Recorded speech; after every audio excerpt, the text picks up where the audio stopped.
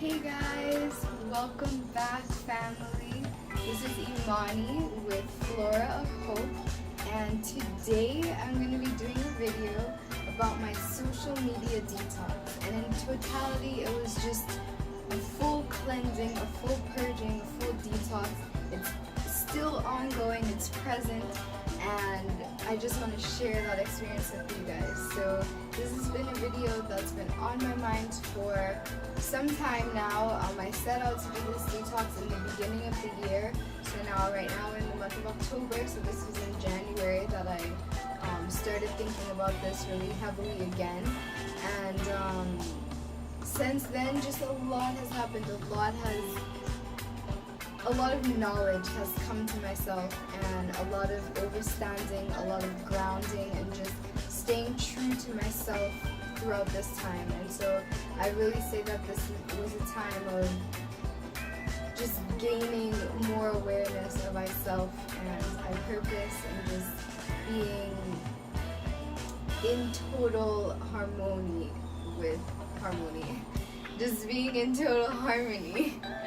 In harmonious balance and harmony with myself, with my purpose, and just with being in solitude and kind of accepting that and embracing that. So if you're interested in this video, if you would like to see more about my journey, then stay tuned, because it's going to be a good little talk.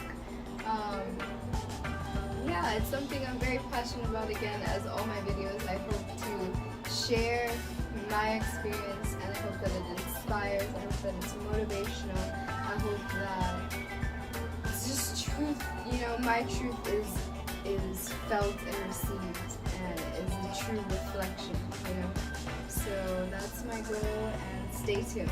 Love you guys. Ooh, also, yeah, so this is my first video on my balcony, and I have some of my stuff up. And yeah, this is my sanctuary. I have some katuk right here, some yummy katuk.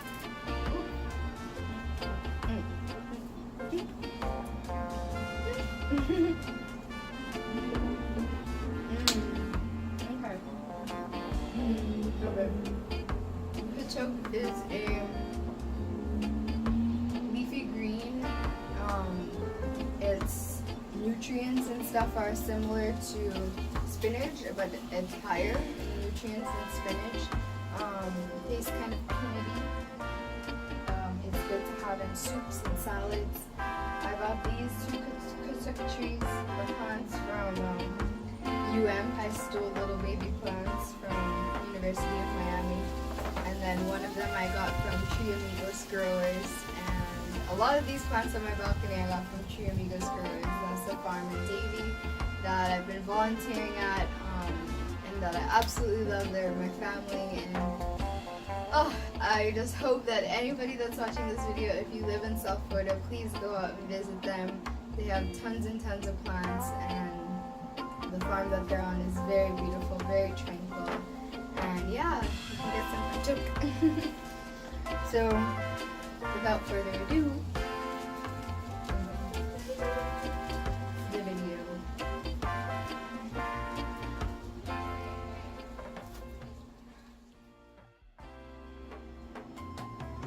Alright guys, so let's jump right into it. So I want to start off by talking about kind of what led me into wanting to do another social media detox. I kind of mentioned some of these things in my previous videos, so if you've seen that video, you might hear some things that are very similar, a little redundant, but nonetheless I'll go into more in-depth within this video. So at the ending part of last year and the beginning part of this year, I was going through a lot of shifts. I was moving where I was living, I was changing schools, I was switching my major, I was just really evolving and changing, growing, going through shifts and changes. And so during that time, I just felt that the best thing for myself would have been to take time for myself and really just feel out what was going on in my head, what I was feeling, what I was wanting, what my goals were, what my intentions were, and just kind of enjoy and embrace myself living in my life every day and every moment, and doing that without feeling the need to share it, without feeling the need for validation that what I'm doing is right or okay, doing that without the opinions and judgments of others, just doing that kind of freely for myself and for my healing and for my journey. And so, sorry, my nose is itching. Itchy nose. And so, that's what kind of led me to doing this detox or this separation. And I have done a social media kind of separation or detox or fast back in 2015, and that one was also kind of heavily related to me just going through emotional shifts and changes, and me recognizing how much like I was seeking validation and how insecure I was. And around that time I was still training with gymnastics, and I was getting ready for the Pan American Games and the World Championships. And during those times I was in the gym heavy, like 4 to 6 hours every day, probably like 5 or 6 days a week most weeks. And it was strenuous, so I just wasn't really feeling that I had time for myself, or that I was giving time to myself. You know, I wasn't taking that time to really just know myself. And so during that time I was like, okay, I really need to just eliminate this for some time, and kind of, while I'm doing all these other things, at least give myself a little bit of leeway and breathing time. And so I kind of had a notion of what that separation would feel like, and how liberating it is, and how much knowledge can be gained from the experience.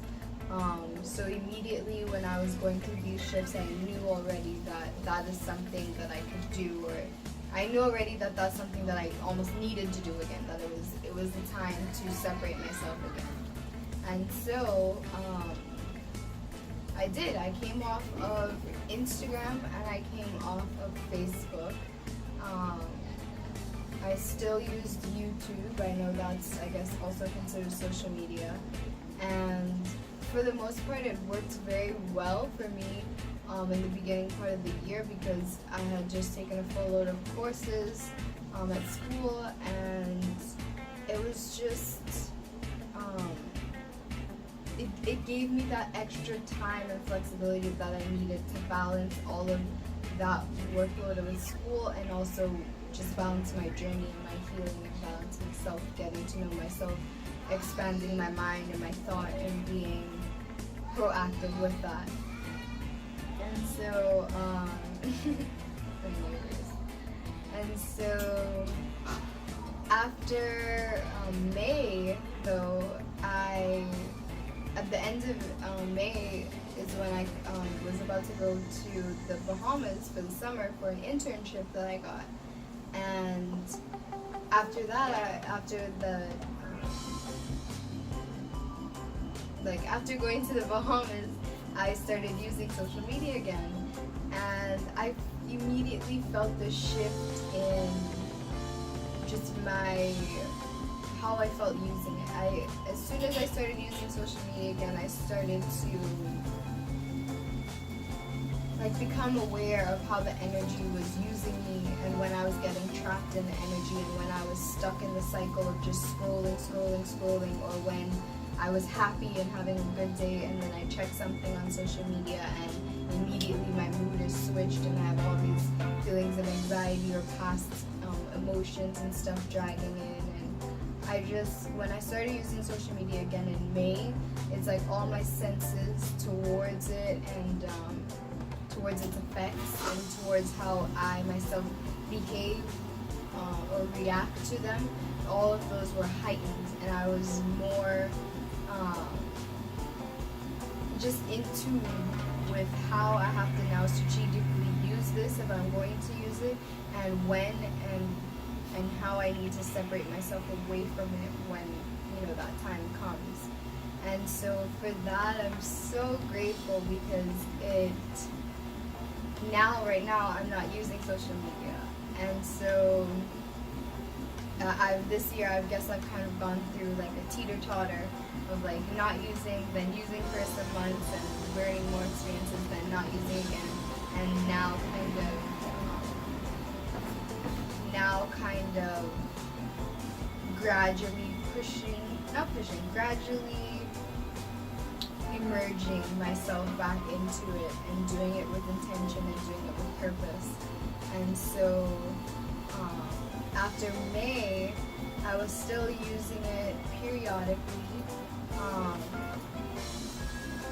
like up until probably around September. And then September is when I realized that, okay, maybe it's time to step away again, you know? So when I got back to Florida and I was about to get back into school, starting again, I kind of started asking myself, okay, are you going to use social media again? Are you going to separate yourself for this semester like you did last semester? How are you gonna feel it out? What's your plan, basically? And so just in doing that, I was kind of curious if anything that I was feeling, anything that I kind of acquired from my social media detox, if that stuff was actually being done, or if it was confirmed like within any sort of research or any sort of like anything, if it was out there. I was curious if other people were doing it, how other people felt, because most people on my social media didn't really understand or understand why I was doing what I was doing. Some people were patient, I guess, with me and my not posting, and they were, you know, there for me and saying, you know, if you have to take time for yourself, that's cool. But other people were like, no, like, you're here to inspire people, you can't do that, and like, you have to learn to live with it, and da da da. Like, there's both sides, you know. And so I knew within myself the benefits of it. I knew what I felt. I saw and felt myself growing, you know, as a result of the separation and just kind of spending time with myself. And so I started searching to see if there was anything out there. And I came across this TED Talk by a lady named Amber Quinney, and it was so just inspiring and comforting, because she's doing research on the behavioral effects of social media, and that is the core of her thesis, and that is her thesis for her research. And so she did a TED Talk kind of explaining what her views were, how her social media fast was, and how her research is going and her expectations and what she's found out and stuff like that. And some of the highlights that she talks about, I'm going to put the link to the video in the description. But one of the things I really love that she says in the very beginning is that our overconsumption of social media is a huge threat to our brain, because it makes us think less, focus less, and question less. And she goes into depth on the contrary, also talking about how social media can be used for the social good, how we can use networking, self-branding, and just be very intentional with our social media usage and help others in that process, and build a community that's supporting each other, a community that knows and understands all that, you know, exists in this virtual world, and a community that's reaching out to put positive within the virtual world. And so I really loved her video, and it kind of brought even some clarity on how others, you know, within the field of research, and others separated themselves kind of connect and feel the same things that I'm feeling. And another person that I know that's very dear to me that has done a social media detox recently is Planet Umoja, and that's Nat and Safely. They both separated from social media for a few months. And it's both of us, like all three of us, and spending time together while we weren't using social media. It's very exciting and fun just to, embrace time spent with each other, time spent with family, time spent doing things that really make us happy and make us joyful and just that align with our purpose, And so a part of my goal right now is aligning even social media, my usage of social media with my purpose, and making sure that while I'm on this or utilizing this virtual world, this device, I'm, it's corresponding and relating and aligning with my purpose and what I feel close to my heart. Okay, so to bring it all together, to conclude, to finish this off, I just want to share a little bit about why I would recommend a social media detox and kind of what you can do, what I did in that time. Because when you separate yourself from this bubble of overconsumption, you're going to end up with a lot of free time, a lot of extra time. And that's something that I noticed is that I'll use myself as an example. When I felt like I wasn't doing something, or if I had any free time, or if I was just kind of not aimless, just when I wasn't doing something, I automatically, in those moments, those were the times that I would pick up my phone quickly, or that I would just be like, oh, I have 5 minutes, let me just check. Or if I'm just waiting in line somewhere, or if I was stuck in traffic, or I just got home, like those were the times that I would catch myself scrolling. And once I was on there scrolling, I was scrolling for a long time, And so when I separated myself, I ended up with a lot more time. So I guess that would be the first reason that I would recommend someone kind of taking a social media detox, a leave of absence, a social media fast, and separating themselves, because you gain a lot of extra time. And with that time, you can do so many things. You can work on so much healing. You become so much more aware that the things, they align with you, the right things that you're supposed to be doing align with you. And it's just kind of being diligent and militant with your decision to separate yourself, And in that space, in that time space, when you see yourself or you notice yourself itching to check something, or you feel the need to post something, or you just have that moment of just remind yourself of the things that you want to be doing, the goals that you want to be achieving. Think about reading, think about expanding your mind, think about meditating, think about making something yummy to eat, think about where you want to see yourself in 5 years, think about your family, think about your health, their health, think about what you could be doing in your community to strengthen your community, think about what you could be doing within yourself, what aspects of yourself you've been neglecting. You can be thinking about what you want around you, how you want your environment to feel, how you want your environment to look, all of that stuff where you have now time and space to approach and give attention to. So it's a beautiful time. It's a beautiful time of growth and a beautiful time of expansion. When you kind of center, and I know it sounds contradicting because you're secluding yourself and centering in, but it's in those moments and it's in that solitude that the biggest expansions come, that the most beautiful blessings surface and the most abundant amounts of love and compassion pour out of you.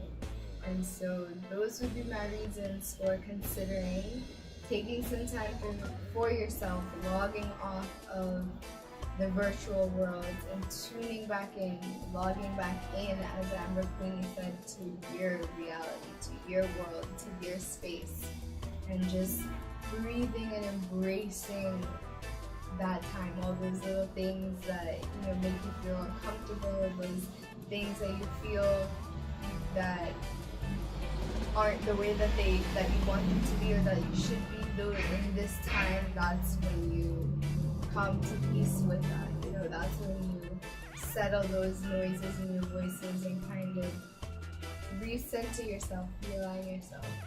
So much love and many blessings to you guys. I hope this video was helpful. I hope I was able to articulate the thoughts that within my head and my journey very well, and that it was received. And if you guys have any questions, if anybody is thinking about separating, from social media for a time, and even within my journey, you can see as a reflection, I'm here making a YouTube video. So obviously I'm still creating content and I'm still trying to put out there, but the content that I'm creating and the time that I've spent in solitude it's all moving within a higher vibration into becoming more of value and more valuable, and that's a goal of mine. So I encourage all to not take this as totally just separate yourself and never go back, and just take it as a learning period, as a growth period. So I'm here for questions, for comments. Please subscribe. I am going to be posting more videos and just be more interactive and more engaging, and a little more focused on networking and building with others and living in my purpose, living in my truth, and making it my reality. So see you. Thanks and praise to the Most High for this journey, for this peace. Give thanks for His Imperial Majesty and for His example, and this Many and for her example, and just for the balance that exists, the duality and the balance, the peace, the love, and the compassion. So this is Imani with Flora of Hope, art that grows with you, a journey of mine that I'm sharing with you to inspire you, to motivate you, to inspire myself, to motivate myself, because I and I are the same. I and I are reflections, I and I are truth, and I and I are light. Good thanks, and we'll see you next time.